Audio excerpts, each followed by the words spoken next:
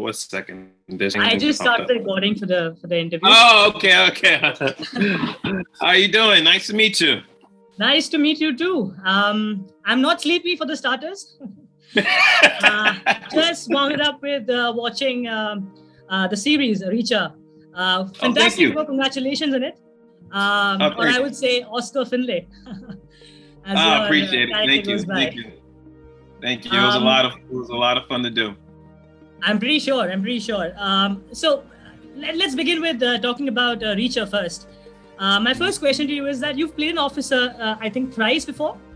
As far as I've done with my homework, it was Officer Colston in Run All Night. Then you did an episode of FBI as Agent Collins. And then, of course, the much known role of Detective Clive on iZombie. Right. Of course. So how much did those roles help you in the overall preparation of your character, Oscar Finlay? All of those roles helped. Every single one of those roles helped. For Run All Night, that was my first time doing a ride along with some officers. So that experience actually being on patrol with some officers were really helpful. Yeah, that's right. The FBI agent, I forget about it. The CIA agent, the FBI. That's right. I forget about that. That was that was a lot of fun. That's exactly where I come in. Huh? Where you forget things, that's exactly where I come in. Okay, cool. Sounds good. But Clive Babineau was probably the biggest influence and I drew from in creating Oscar Finlay. It felt like the experience, the 72 or 3 cases Clive solved were the cases that Oscar Finlay solved in Boston just without the help of a zombie. Talking about iZombie, where you played the role of Clive, how different for you as a performer was portraying the role of Clive in iZombie and then Oscar in Reacher? They were completely different experiences. I would say Oscar Finlay is way more tightly wound up than Clive. Clive, just for the very fact that he works with a zombie who he doesn't know she's a zombie for the first couple of seasons, but he thinks he's working with a psychic. But Clive was he had more fun. He was a lot looser. He danced. I tell you one thing, Clive and Oscar Finlay have completely different taste in music. I'll tell you that. It was just in terms of their demeanor, their posture. Also, Oscar Finlay was dealing with a very, very heavy situation that's close to his heart. He was dealing with some grief, and Clive didn't have to necessarily deal with that. So it just they were in 2 different points of their lives, being that Clive was pretty much a new detective, and Oscar Finlay being a detective for over 20 years. So, did you read the novels by Lee Child before preparing for the role? I did. I read the first one. I read the Killing Floor, on which I think it's adapted from, right? Yeah, Killing Floor. Yeah. So I went through a lot of reviews as well about Reacher, what people have written about it. So many people have this point of view that it's very closely, related to the source material, as compared to the film that came in, starring Tom Cruise, right? So how would you take that? Was that the initial goal that the director and all the actors were going forward, that it has to be like, a bit more towards the source material?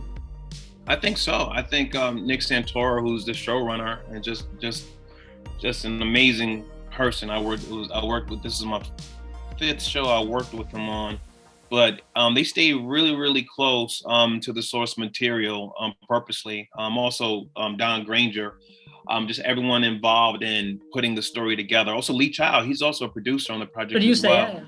Yeah, so I think one of the main things was staying true to the book as close as they can.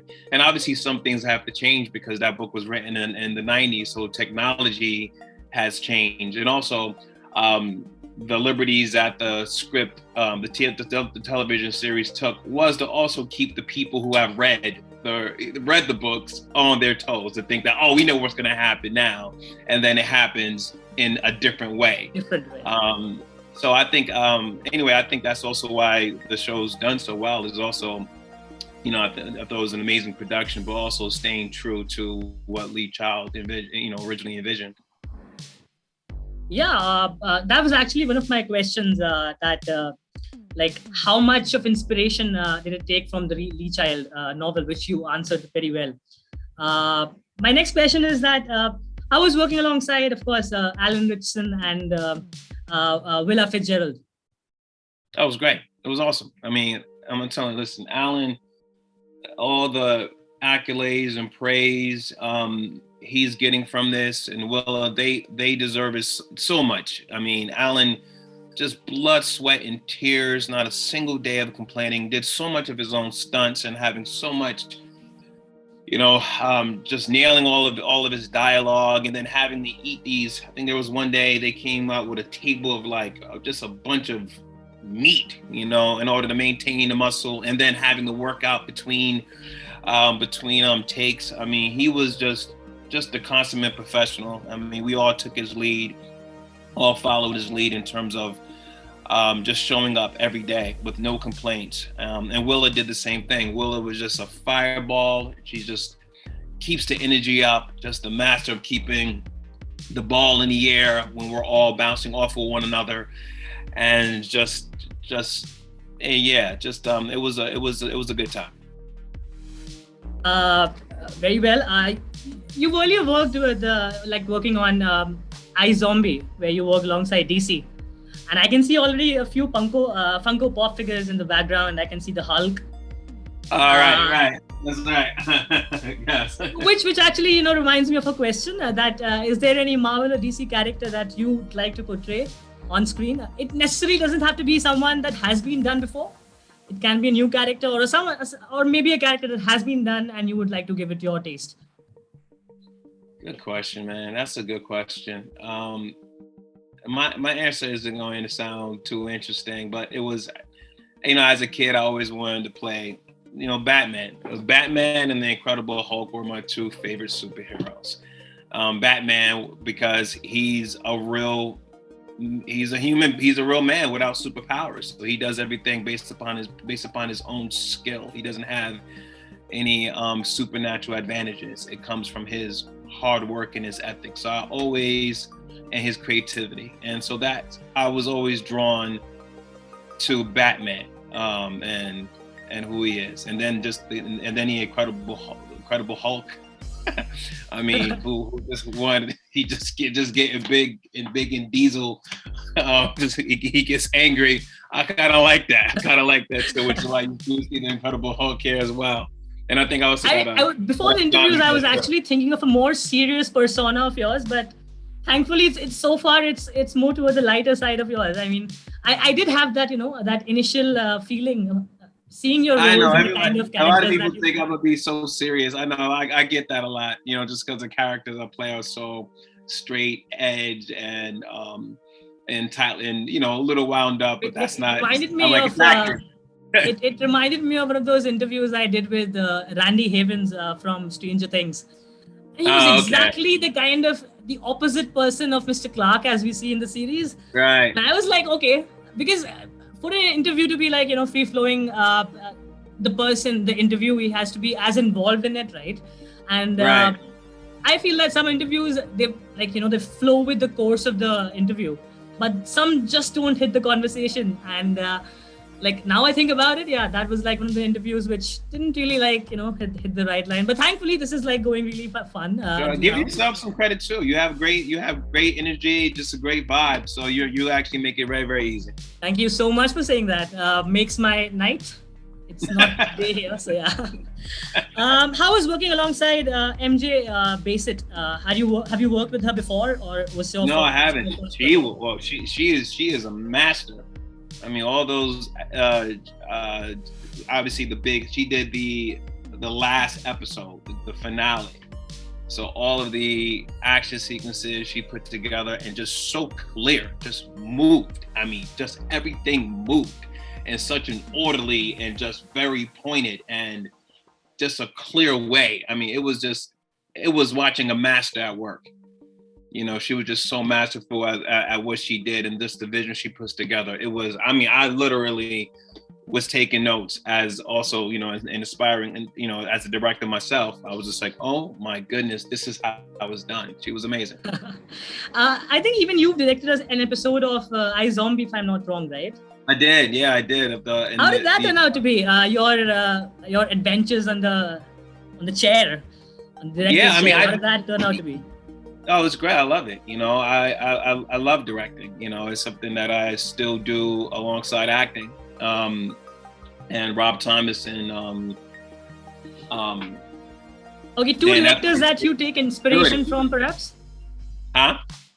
Two directors that you take inspiration from, or you'd like to, like, you know, work alongside, perhaps? Oh, two directors. Yeah, that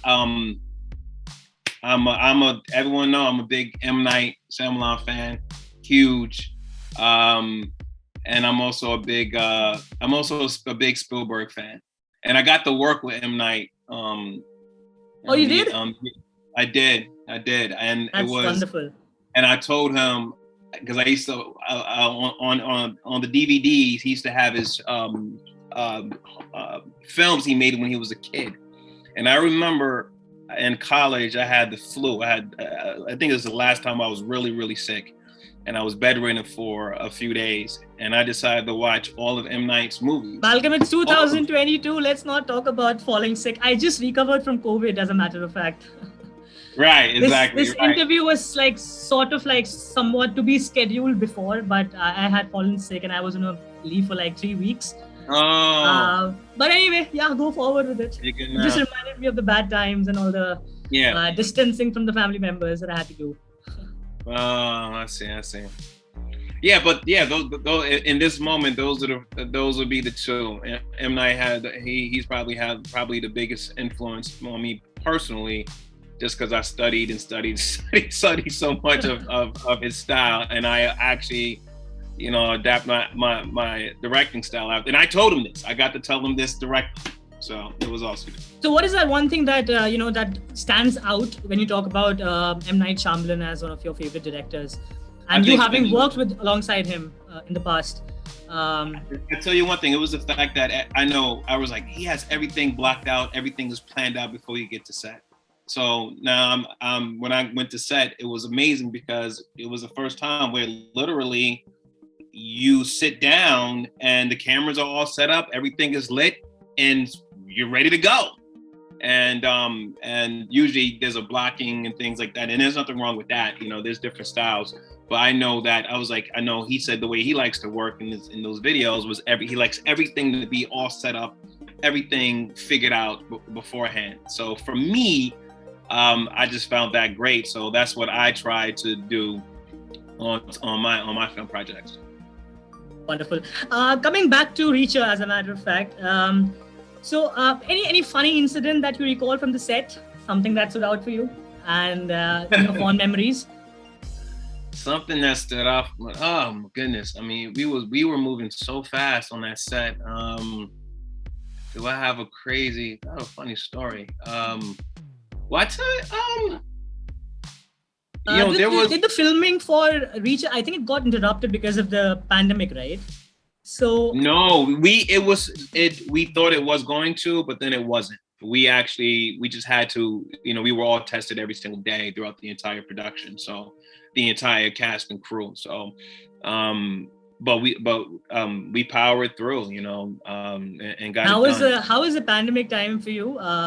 As a performer, like you were like inside the comfort of your home, not doing any project. So what was keeping you sane?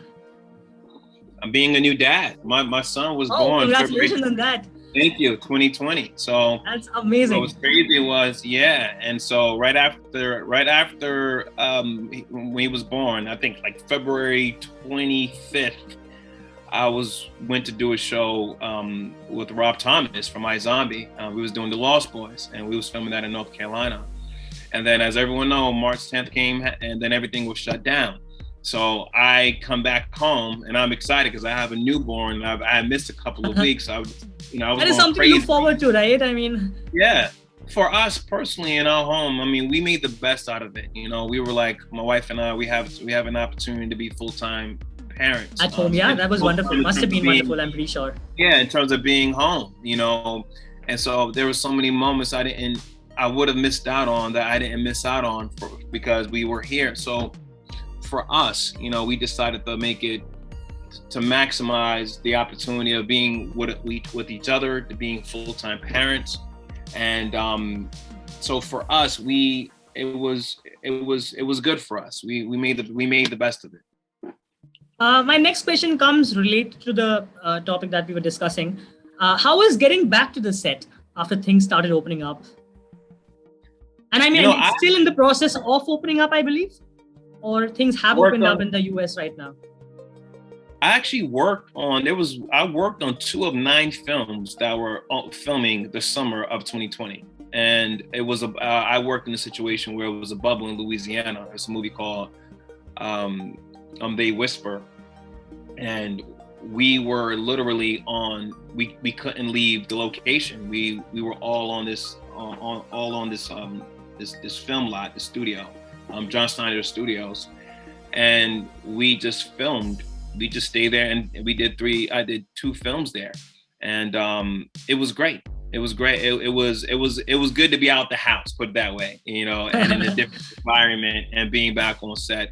I say, you know, while there was, you know, these protocols around the set, it never killed the magic once the camera rolled. Once the camera rolled, it was still magic. The magic was still preserved. So it was exciting to get back. It was fun. Obviously, I'm not gonna lie, all the protocols around does make it a little bit more challenging, not just for the actors, but for everyone. And everyone you know, we're just grateful that we have a chance to film, and everyone, you know, did the best that they could and kept a positive attitude.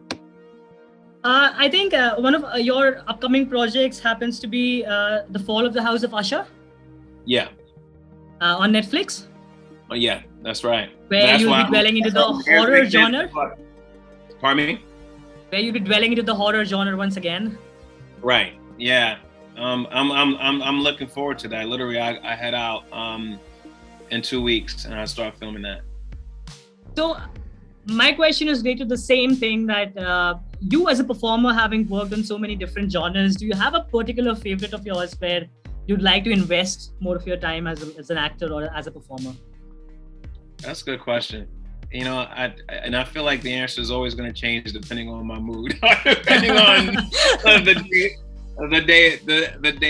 day. I'll give you points for honesty for that. It always changes, you know, and it also changes depending on like what movie I've seen. If I see like a great action movie, I'm like, oh my gosh, I need to be in an action movie. If I see an amazing horror movie, it's like, I want to be in a horror movie. But which was the last movie that you saw, as a matter of fact? Pardon me? Which was the last movie that you saw, as a matter of fact? What was the last film that I saw? What's the last film that I saw? Oh my gosh. This is like exactly me when someone asks me. Yeah, I saw that. Well, the last one I saw was it was the Tomorrow War. I think the Tomorrow War on Amazon. That's what I saw. That's the last one. I think for me it would be The Batman. This was before I had fallen sick. I have not seen it yet. Yeah, I haven't been to theaters at all, you know, since the pandemic. As a Batman fan, weren't you looking forward to it? I mean, I know. I mean, you just said that Batman is among your favorite characters.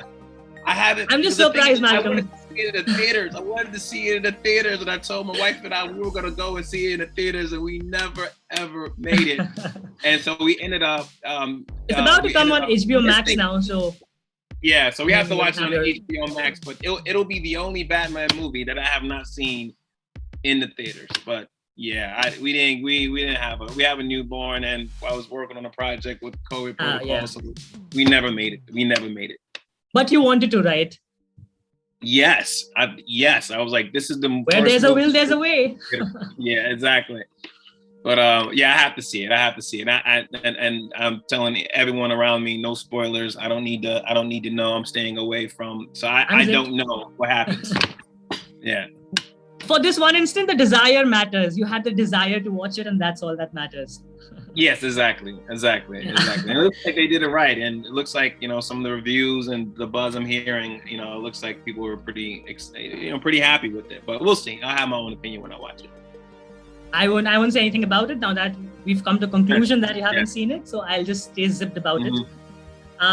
Getting back to Reacher. Reacher became the first Amazon series to be top ranked on Nielsen, the website. Right. Did you, as a cast member or someone who's been there in the project, how do you feel about it? One, and two, did you anticipate the kind of response it got eventually?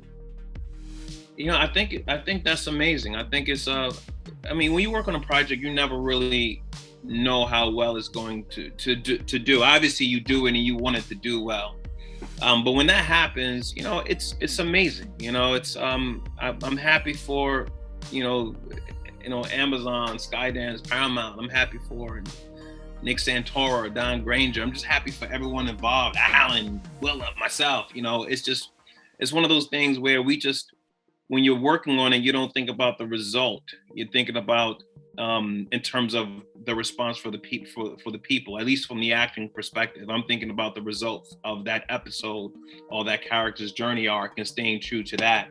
And then by the time it comes out, you got the character out your system, and I forgot what I did. I'm forgetting, certain days, and then it's kind of it's always a weird experience to watch it again and to be transplanted and teleported back to that time and back to those emotions.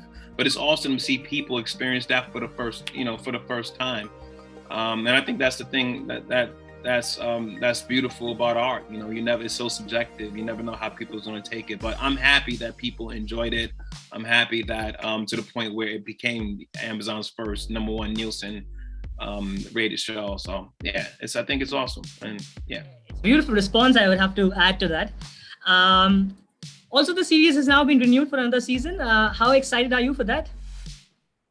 I think it's great. I think the story still goes on. My character's only in episode and only in the first season, as well as Willa. So we knew we were done after the first season. Also, I'm happy it keeps on going because there's literally 26 books. So hey, let it go on 26 episodes. 26 seasons. Also, Jack Reacher being a character that was established before the series came via a Tom Cruise movie for the audience, for the cinema-going audience, that is, not the book-reading audience, which was already, acknowledgeable to the character. Knowing that the audience knows the character, did that affect in the preparation for the roles? Yeah, it was. I think people were excited, that. Our version of Jack Reacher was, just. There was a slight confusion amongst some viewers as to what version this would be, right? Because this was a different adaptation. The movie is, I think, based on the later novels more as compared to the series. Exactly. And I'll be honest with you, before reading, I saw the Tom. I'm a huge Tom Cruise fan, so when I saw, he was Jack Reacher. Yeah, he was Jack Reacher before I didn't read the books until I booked it. But you did see the movie before, right? I saw the movie before, yeah. So I'm like, oh, the Tom Cruise movies, and then obviously I got educated on the books and things like that. So, but even with that, when I was, because I think before I read the book, I would have been considered a fan of the movies and introduced to the materials through the movies. And then when I read the scripts, I thought it was awesome. I just thought it was awesome. And so it's one of those things where just like you got different Batmans, you're gonna have different Jack Reachers, and they all work. Like a multiverse of Jack Reachers. You're gonna have a multiverse of Jack Reachers. I'm like, why not? So,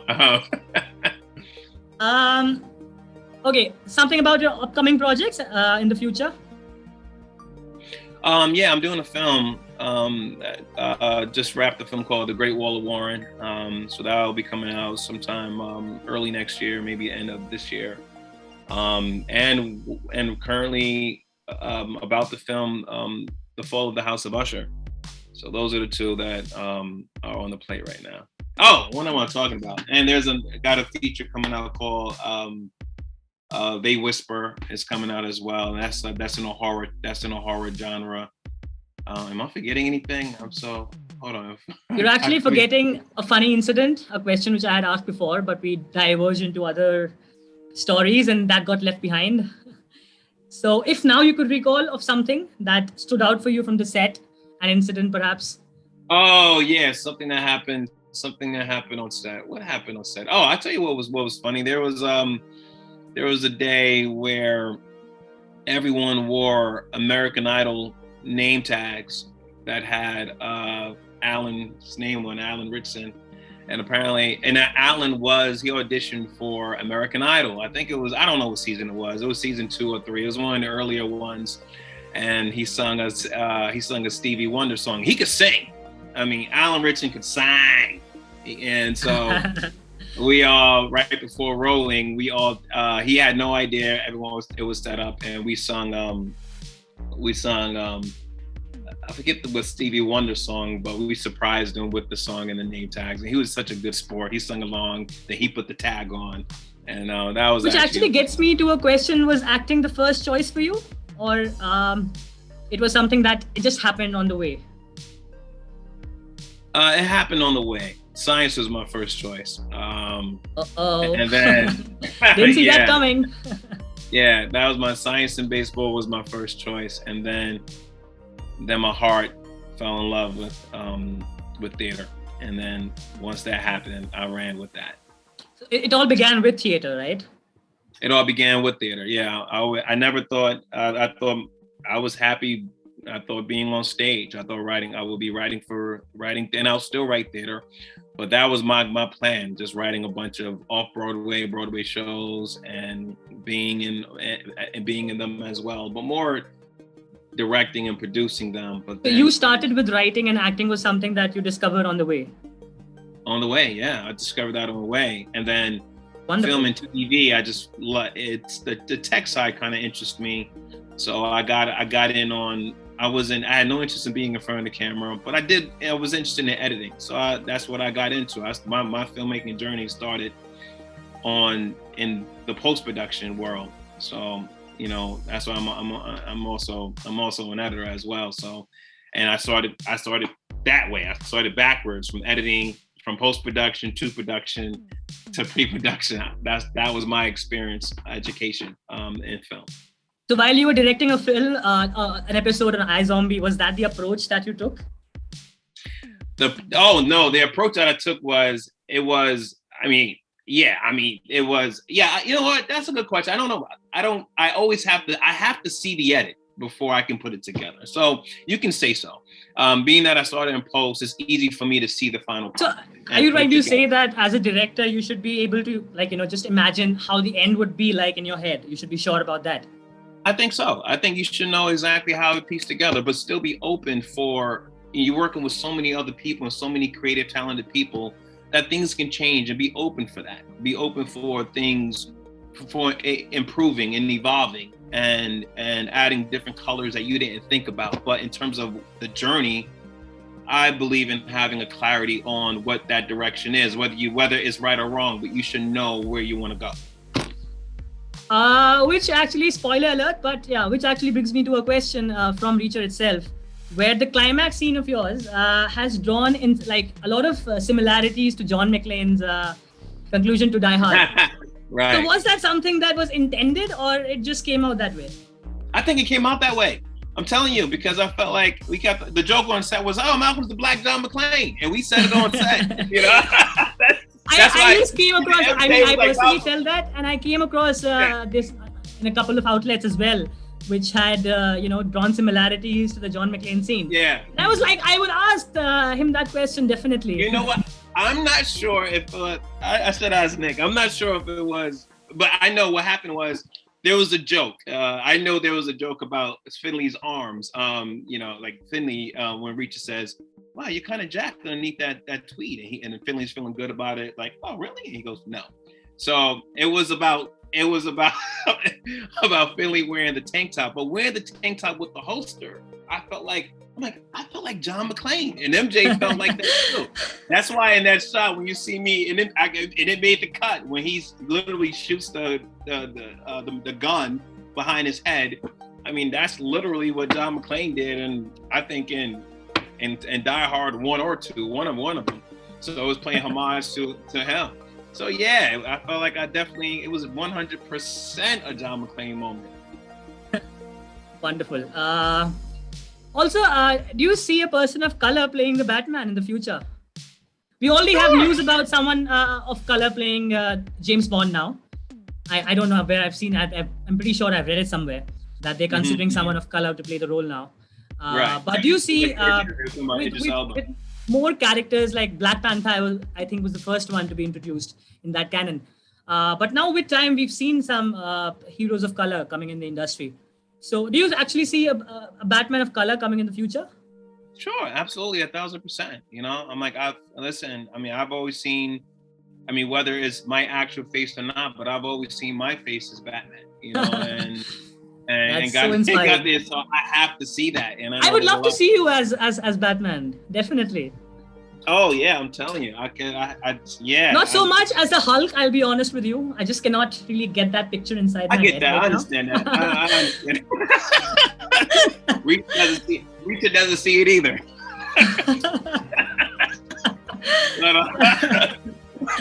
Okay. But Batman, Batman, absolutely. But with Batman, why not? But yeah, I think sure. I think, one thing about these superheroes, and I don't think it's bogged down. The people of all races who love these superheroes and they see themselves in their superheroes, and people of all races are superheroes. So absolutely, 1,000%. So you just did a series on Amazon, as we all know, the Reacher. You have another series coming on Netflix.